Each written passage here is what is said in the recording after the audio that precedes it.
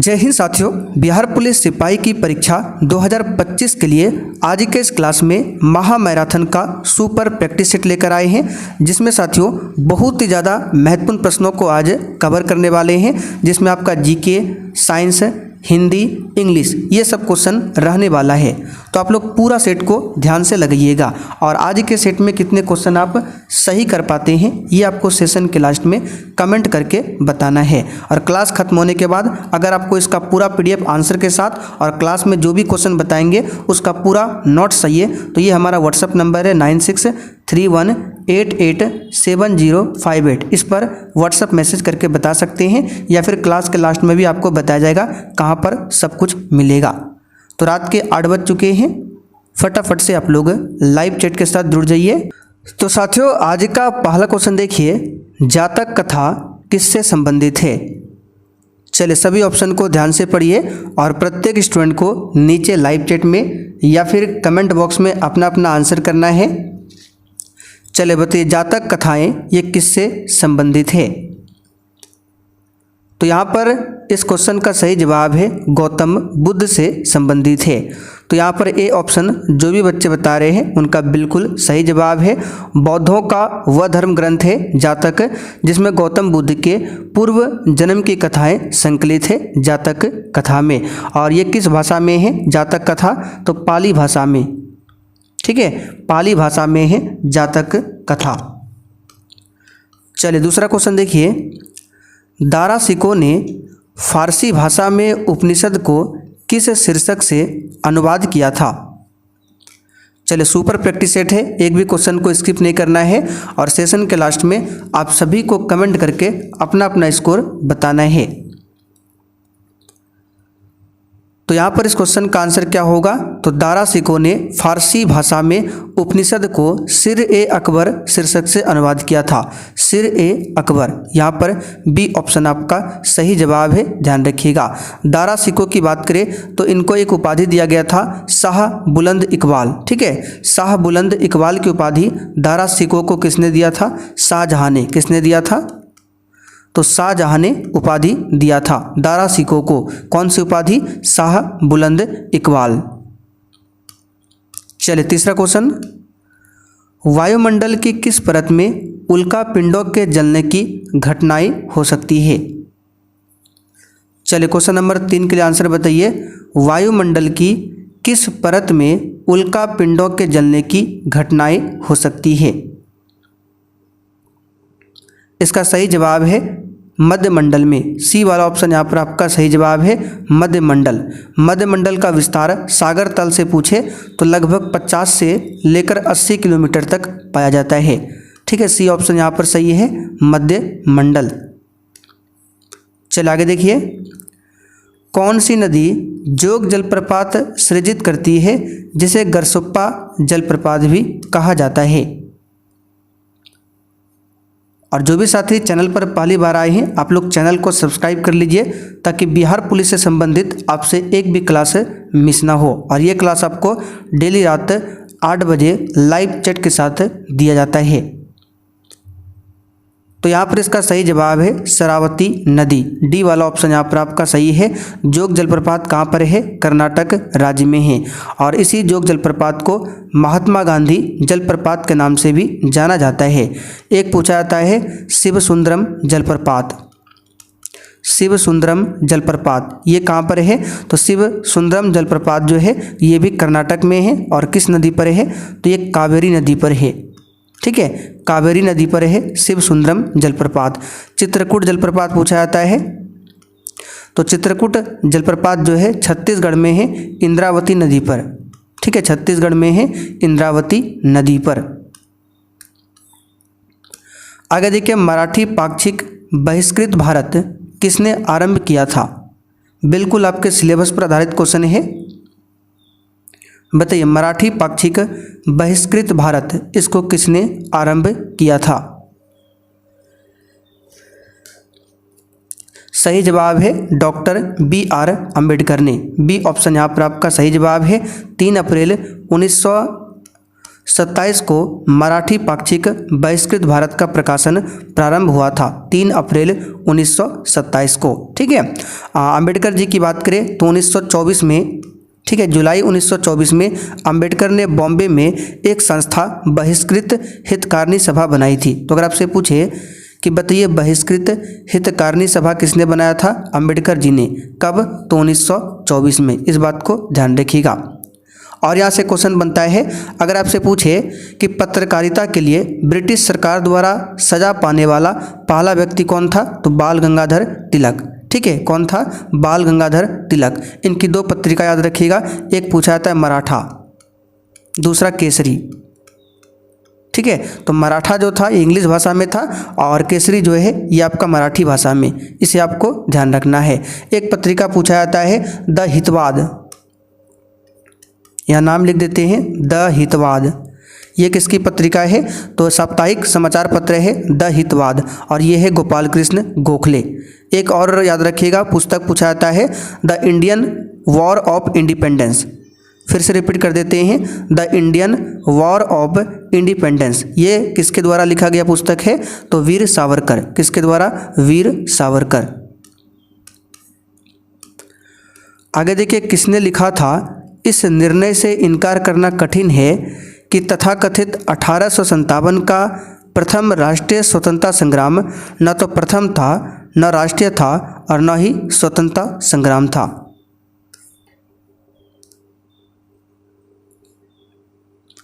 तो इसका सही जवाब है आर.सी. मजूमदार। ए ऑप्शन यहाँ पर आपका सही जवाब है। अच्छा, 1857 के विद्रोह को हिंदू मुस्लिम षड्यंत्र का संज्ञा किसने दिया था, किसने बताया था?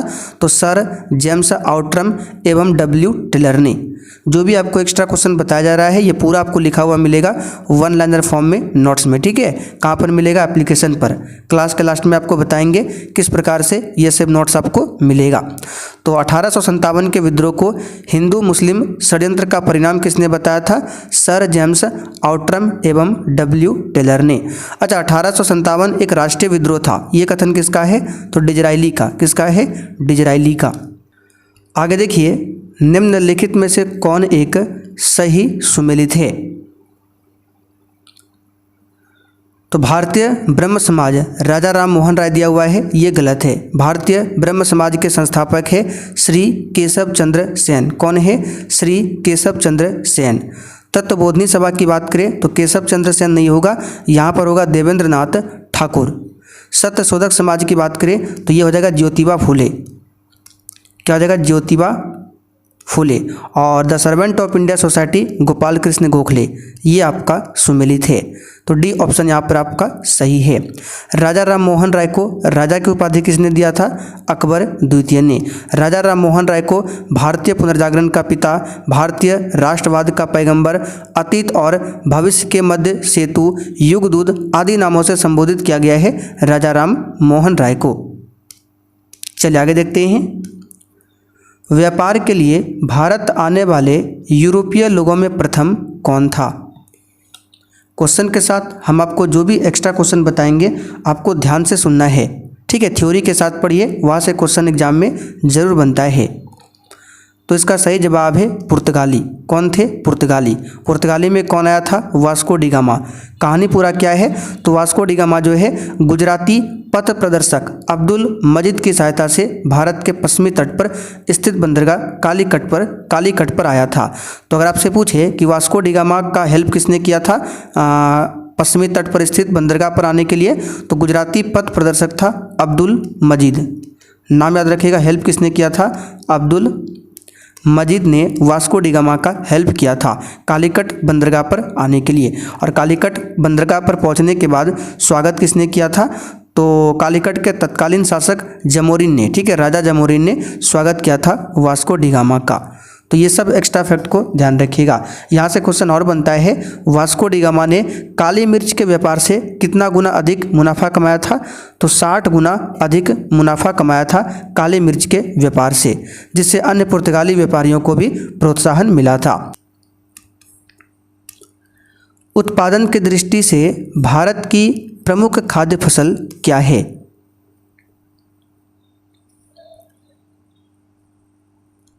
तो कल भी हमने आपको बताया था, भारत में पूछे तो चावल, लेकिन विश्व में पूछे प्रमुख खाद्य फसल क्या है तो गेहूँ।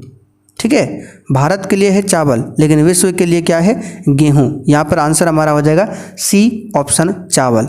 चावल की खेती के लिए तापमान कितना होना अनिवार्य है, तो 20 से लेकर 30 डिग्री सेल्सियस होना चाहिए चावल की खेती के लिए। चावल की खेती हेतु उपयुक्त मिट्टी कौन सी है, चिकनी, कछारी व दोमट मिट्टी का होना जरूरी है चावल के लिए। चावल की मुख्य किस्में याद रखिएगा, ताईचुंग, ताईचुंग ये किसकी किस्में है, चावल की किस्में है। दूसरा कावेरी, कावेरी, ठीक है। तीसरा है मंसूरी, ताईचुंग, कावेरी, मंसूरी, भवानी, ठीक है, भवानी। और भी लिख देते हैं यहाँ पे रत्ना, उसके बाद फिर पद्मा, फिर है जया, ठीक है, जया, जया के बाद IR 8, ये सभी क्या है, चावल की मुख्य किस्में हैं। तो यहाँ पर इसका आंसर क्या हो जाएगा, चावल। और भी क्वेश्चन यहाँ से बन सकता है, जैसे कि चावल की खेत से पूछा जाता है धान की खेत से कौन सा गैस निकलता है, तो मीथेन गैस निकलता है। कौन सा गैस निकलता है, मीथेन गैस। अच्छा, खेती की शुरुआत आप लोग कमेंट करके बताइए, खेती की जो शुरुआत है वो कहाँ से मानी जाती है, तो मिस्र के नील घाटी क्षेत्र से खेती की शुरुआत मानी जाती है। भारत और चीन के बीच भारत चीन युद्ध कब शुरू हुआ था, जो भी पढ़िए फुल डिटेल्स में डिस्कशन के साथ पढ़िए, ठीक है, केवल क्वेश्चन आंसर आपको नहीं लगाना है। तो भारत और चाइना के बीच भारत चीन युद्ध जो शुरू हुआ था ये अक्टूबर 1962 में। डी ऑप्शन आपका सही जवाब है। ईरान की मुद्रा क्या है,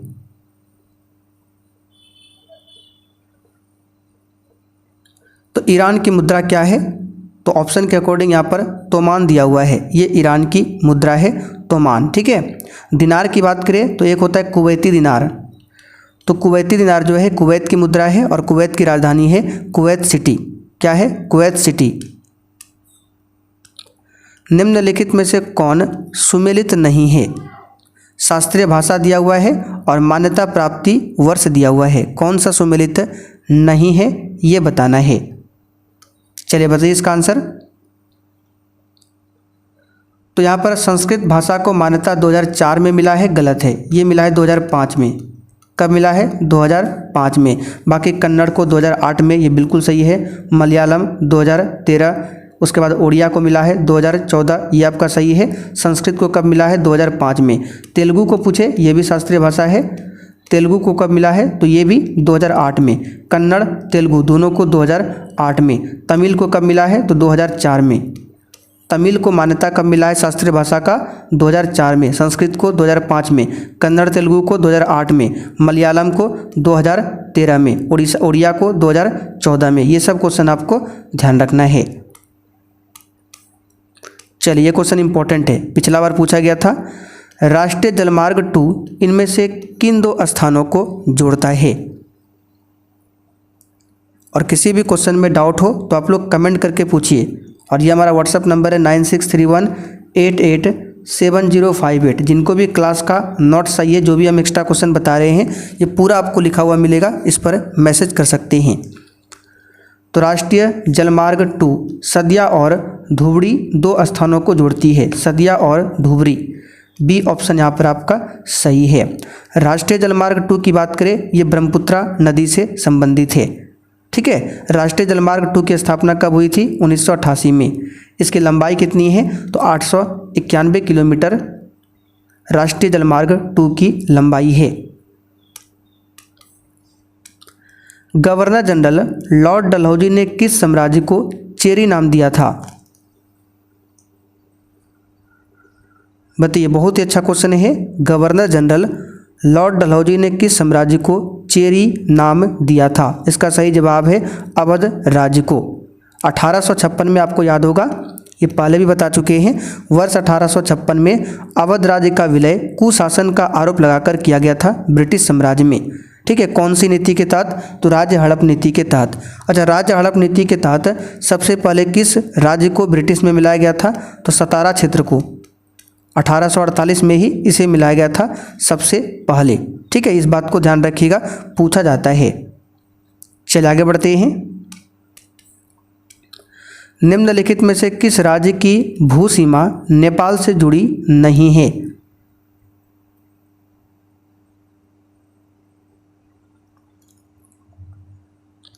सही जवाब है झारखंड।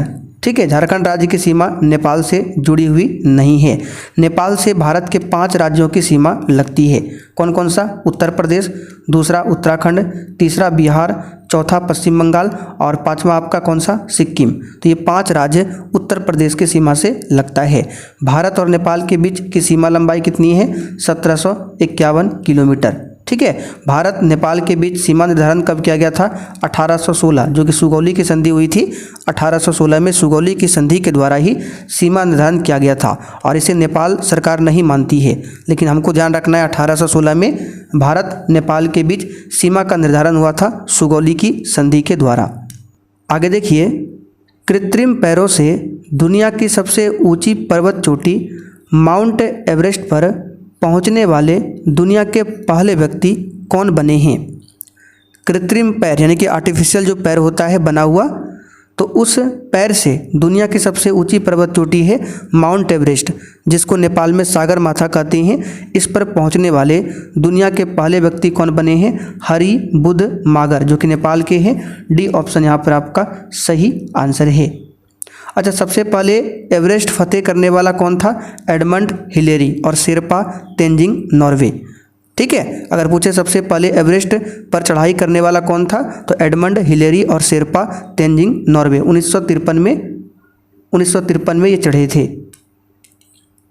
चलिए इंग्लिश का क्वेश्चन देखिए। चूज द करेक्ट वॉइस, यहाँ पर आपको वॉइस बनाना है। Tea had been prepared by Sana, तो यहाँ पर पैसिव वॉइस में दिया हुआ है, आपको एक्टिव वॉइस में इसको लाना है। तो सिंपल सा क्वेश्चन, इसका सही जवाब हो जाएगा साना हैड प्रिपेयर्ड टी। ठीक है, ये आपका एक्टिव वॉइस है और ये है passive voice. Choose the correct translation, बच्चे पढ़ाए जा रहे हैं, तो इसका हो जाएगा चिल्ड्रन आर बीइंग टाउट। ठीक है, पैसिव वॉइस में है, सी ऑप्शन यहाँ पर सही है। Choose the correct translation, I shall have been reading, तो सिंपल सा क्वेश्चन है, टेंस का है, तो इसका यहाँ पर आंसर क्या हो जाएगा? मैं पढ़ चुका होऊंगा। ठीक है, शैल हैव बीन का प्रयोग हुआ है, पहला वाला ऑप्शन यहाँ पर राइट है। Full stops are also called, ये जो फुल स्टॉप होता है इसको क्या बोला जाता है?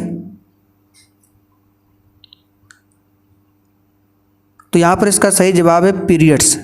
ठीक है, a full stop also known as a period. ठीक है, तो यहाँ पर इसका आंसर क्या होगा? पीरियड्स। चलिए आगे देखिए। यदि समान क्षमता की 2 आवेशित वस्तुओं को एक तार से जोड़ा जाता है तो बताइए क्या होगा? तो यदि समान क्षमता की 2 आवेशित वस्तुओं को एक तार से जोड़ा जाता है तो बिजली प्रवाहित नहीं होगी, क्योंकि क्या है? तो समान क्षमता की 2 आवेशित है और दोनों को अगर एक तार से जोड़ देंगे तो बिजली का प्रवाह नहीं होगा। बी ऑप्शन यहाँ पर सही है। एक क्वेश्चन यहाँ से बनता है, ऋणात्मक एवं धनात्मक पदों का प्रयोग सबसे पहले किसने किया था? तो बेंजामिन फ्रैंकलिन ने। नाम याद रखिएगा, बेंजामिन फ्रैंकलिन ने। इसी ने तड़ित चालक का भी आविष्कार किया था। ठीक है, किसी वस्तु को मुख्य फोकस पर रखने पर अभिसारी दर्पण द्वारा निर्मित प्रतिबिंब का आकार क्या होगा? तो सबसे पहले आपको पता होना चाहिए अभिसारी दर्पण किसे कहते हैं। तो कई बार बता चुके हैं, अवतल दर्पण को अभिसारी दर्पण कहते हैं, क्योंकि ये अनंत से आने वाली किरणों को सिकुड़ता है। कौन? अवतल दर्पण, इसको बोलते हैं अभिसारी, और उत्तल दर्पण को बोलते हैं अपसारी। अपसारी दर्पण का काम है फैलाना और अभिसारी का काम है एक जगह कलेक्ट करना। तो यहाँ पर उत्तल दर्पण अवतल दर्पण की बात की जा रही है। तो किसी वस्तु को मुख्य फोकस पर रखने पर अवतल दर्पण द्वारा निर्मित प्रतिबिंब का आकार क्या होगा? इसका सही जवाब हो जाएगा ऑप्शन ए, अत्यधिक आवर्धित, क्योंकि यहाँ पर फोकस पर है तो ये कहाँ पर बनेगा? बहुत ही बड़ा बनेगा, अनंत पर बनेगा। ए ऑप्शन यहाँ पर आपका सही जवाब है। एक साधारण आवर्धक ग्लास में निम्न शामिल है। बिल्कुल ऐसा ही क्वेश्चन आपके एग्जाम में आने वाला है।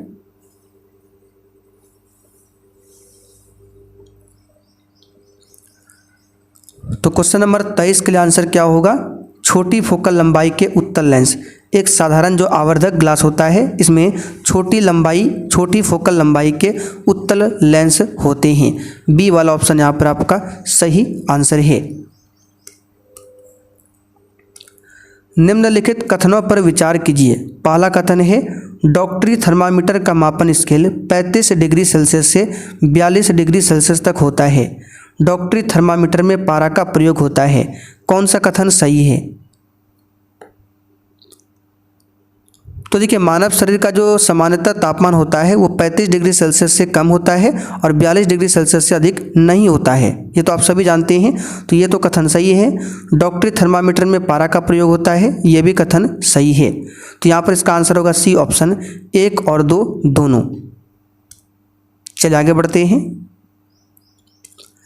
निम्नलिखित में से कौन सा किया गया कार्य का उदाहरण नहीं है? तो लड़के द्वारा कमरे में दीवार को धक्का देना ये कार्य नहीं है। बाकी सतह पर पड़े कंकर पर दबाव डालना, लड़की द्वारा एक ट्रॉली को धक्का देने पर ट्रॉली का आगे बढ़ जाना, किताब को किसी ऊंचाई पर तक उठाना, ये सब कार्य है, जबकि ए ऑप्शन ये कार्य नहीं है। कार्य का सही मात्रक क्या होता है? जूल। क्या होता है? जूल। उगते सूरज का देश किसे कहा जाता है? जापान को। किसे कहा जाता है? जापान को। मंदाकिनी का पर्यायवाची क्या होगा? तो मंदाकिनी शब्द का पर्यायवाची होता है गंगा, देव नदी, भागीरथी, ठीक है, ये सब होता है। तो यहाँ पर देखिए दिया हुआ है गंगा। संधि का भेद इसमें से कौन नहीं है? चलिए आसान क्वेश्चन है, आप लोग आंसर लगाते चलिए। तो संधि के 3 भेद होते हैं, स्वर संधि, व्यंजन संधि, विसर्ग संधि। इसमें संज्ञा संधि नहीं होता है। डी ऑप्शन यहाँ पर सही है। देवेश का संधि विच्छेद क्या होगा? तो देव जोड़ इस, और हमने आपको बताया था जिस शब्द के बीच में ए का मिल जाए या ओ का मिल जाए बीच में, वो होता है गुण संधि। तो ये देवेश कौन संधि होगा? गुण संधि। ये पिछले क्लास में बता चुके हैं, शायद आपको याद होगा। जिस शब्द के बीच में डबल ए का या डबल ओ का मिल जाए वो होता है वृद्धि संधि, और सिंगल वाला मिले तो वो होता है गुण संधि, और जिसमें विसर्ग मिल जाए वो होता है विसर्ग संधि। ये सब कुछ बता चुके हैं। निम्नलिखित भौतिक मात्राओं में से कौन सी एक अदिश राशि है?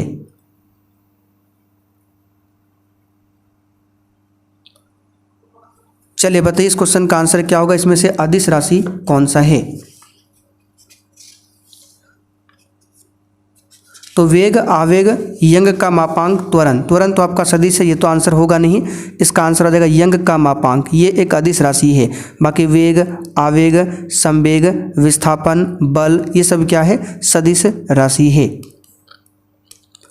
डैश आँखों को लेंस की फोकल लंबाई समायोजित करने में मदद करता है। बताइए कौन? तो ये करता है सिलियरी बॉडी। डी ऑप्शन यहाँ पर आपका सही है। आँख जो है एक कैमरे की भांति कार्य करती है और आँख में उत्तल लेंस होता है। अच्छा, मनुष्य का जो आँख होता है उसमें कभी कभी आपने सुना होगा दान होता है। तो पूरा नेत्र को दान नहीं किया जाता है, उसमें नेत्र का जो कॉर्निया पार्ट होता है इसी को डोनेट किया जाता है, कॉर्निया भाग को। और मनुष्य के आँख पर जो प्रतिबिंब बनता है वो रेटिना पर बनता है। कैसा बनता है? वास्तविक उल्टा, ठीक है, वास्तविक उल्टा बनता है। निम्न में से किस सिद्धांत के अनुसार कोई रॉकेट अंतरिक्ष में कार्य करता है?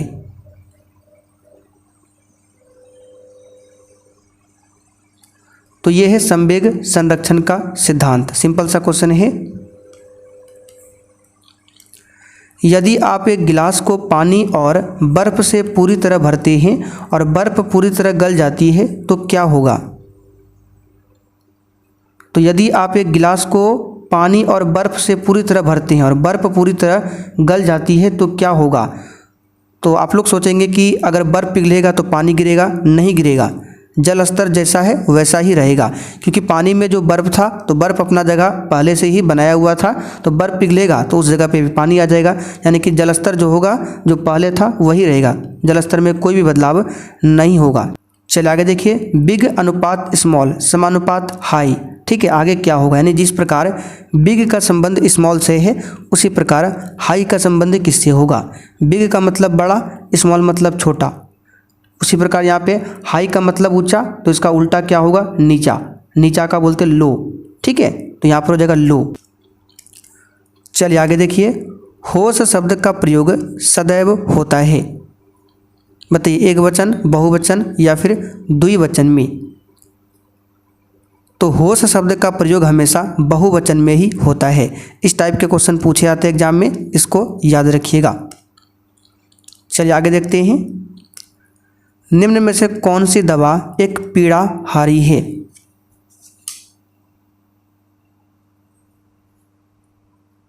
इसका सही जवाब है नोवलजीन। ये क्या है, आपका एक पीड़ाहारी यानी कि दर्द निवारक औषधि है।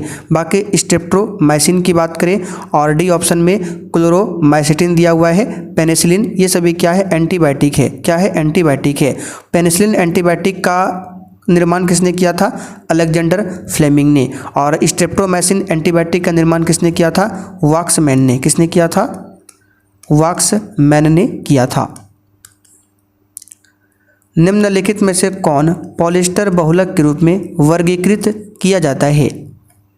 साथियों 8 बजे की क्लास को आपको बिल्कुल भी मिस नहीं करना है। सुपर प्रैक्टिस सेट है और बहुत ही शानदार प्रश्नों को इसमें कराया जा रहा है। इसका सही जवाब है टेरेलिन, पॉलिएस्टर बहुलक के रूप में वर्गीकृत किया जाता है। चलिए आगे देखते हैं क्वेश्चन 39, निम्नलिखित में से कौन बहुलक नहीं है। तो घी ये बहुलक नहीं है, ये एक प्रकार का वसा है। क्या है, वसा है। प्रोटीन की बात करें तो बता चुके हैं, इसकी खोज बर्जिलियस ने किया था। और प्रोटीन जो है 20 प्रकार के अमीनो अम्ल के मिलने से बनता है। कौन सा सुमेलित है। चलिए बस आप लोग डेली क्लास कीजिए, आपका बहुत सारा क्वेश्चन ऐसे ही रिवीजन हो जाएगा। इसका सही जवाब है कौन सा सुमेलित है, आपको बताना है। गैलेक्टोज यहाँ पर मोनोसेकेराइड से दिया हुआ है, ये आपका बिल्कुल सही है। गैलेक्टोज क्या है, मोनोसेकेराइड, ये आपका सुमेलित है। यहाँ पे देखिए स्टार्च दिया है डाइसेकेराइड, तो आपको बता देते हैं स्टार्च ये डाइसेकेराइड नहीं है। स्टार्च आपका क्या है, तो ये आपका पॉलीसेकेराइड है। स्टार्च के साथ याद रखिएगा ग्लाइकोजन और सेलुलोज, 3 नाम याद रखिएगा। स्टार्च प्लस नाम लिख देते हैं ग्लाइकोजन और इसके साथ में एक सेलुलोज, तीनों जो है पॉलीसेकेराइड है। क्या है, पॉलीसेकेराइड है। माल्टोज की बात करें तो ये पॉलीसेकेराइड नहीं है। माल्टोज क्या है, तो डाइसेकेराइड है। माल्टोज के साथ में और क्या क्या, तो सुक्रोज, माल्टोज हो गया, सुक्रोज हो गया और फ्रक्टोज, ये तीनों क्या है, तो तीनों आपका जो है डाइसेकेराइड है। क्या है, डाइसेकेराइड है। सुक्रोज, फ्रक्टोज, माल्टोज क्या है, डाइसेकेराइड है। अच्छा ग्लूकोज पूछे, ग्लूकोज क्या है, तो ग्लूकोज आपका मोनोसेकेराइड है। और क्वेश्चन बनता है कि प्रकृति में सबसे अधिक मीठा जो फ्रुक्टोज होता है वो कौन सा, कहाँ पाया जाता है, शहद में। सबसे मीठा है शहद।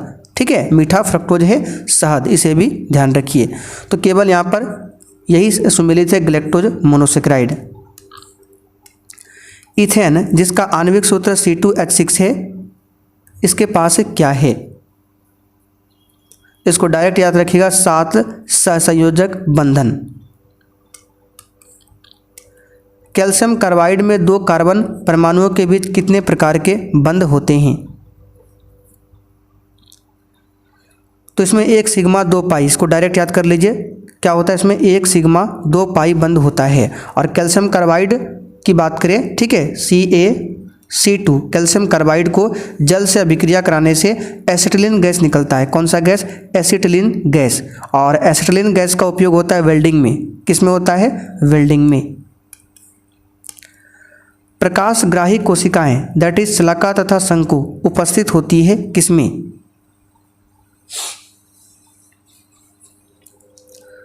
इसका सही जवाब है ये रेटिना में स्थित होता है। कहाँ पर, रेटिना में। अच्छा ये क्वेश्चन बताइए, रेटिना में प्रवेश करने वाली प्रकाश की मात्रा को नियंत्रित कौन करता है, तो ये आइरिस करता है। कौन करता है, आइरिस। चलिए आगे देखते हैं। निम्नलिखित में से किस पौधे से छोटी इलायची प्राप्त की जाती है? तो छोटी इलायची जो है ये प्राप्त किया जाता है एलेटेरिया कार्डामोमस से। ठीक है, एलेटेरिया कार्डामोमस से प्राप्त किया जाता है। सी ऑप्शन यहाँ पर आपका सही है। इलायची को मसालों की रानी भी बोला जाता है। विटामिन के बारे में कौन सा तथ्य सही नहीं है?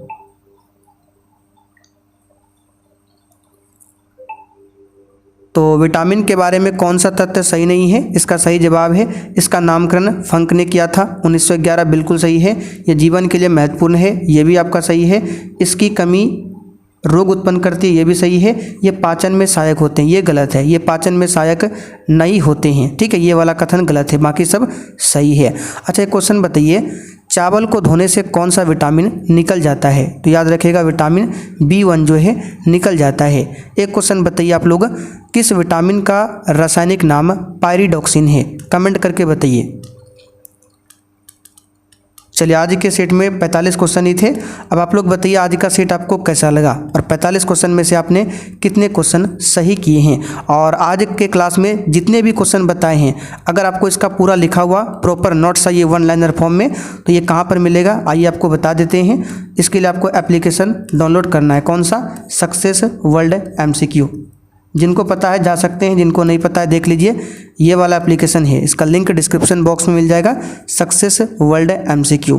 उसके बाद ऑल कोर्स पर क्लिक कीजिएगा, फिर यहाँ पर बाय नाउ का ऑप्शन आएगा, इस पर पेमेंट कटाकर आप पूरा बैच को ले सकते हैं। इसमें आपको स्पेशल बिहार जीके का भी नोट्स मिलेगा, वन लाइनर जीके मिलेगा, जितने भी क्लास हुए हैं सभी क्लास मिल जाएंगे। क्लास का PDF आंसर के साथ मिलेगा। सब्जेक्ट वाइज छोटा छोटा शॉर्ट नोट्स मिल जाएगा, जहाँ से एग्जाम में क्वेश्चन डायरेक्ट बनता है। सब्जेक्ट वाइज क्लास भी मिलेगा, बहुत सारा कुछ आपको इसमें मिल जाएगा। और किसी भी प्रकार की समस्या हो पेमेंट करने में या और भी कोई समस्या हो तो 9631887058 इस पर आप लोग मैसेज कर सकते हैं या फिर डायरेक्ट कॉल करके भी बात कर सकते हैं।